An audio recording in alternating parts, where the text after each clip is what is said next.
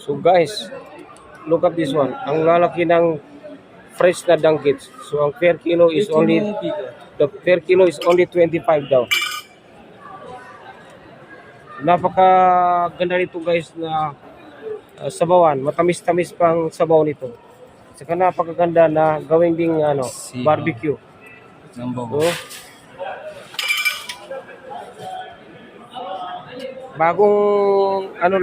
bagong huli lang tong danggit na to. 25 daw ang kilo.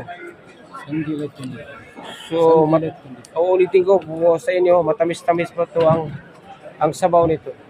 Si bago.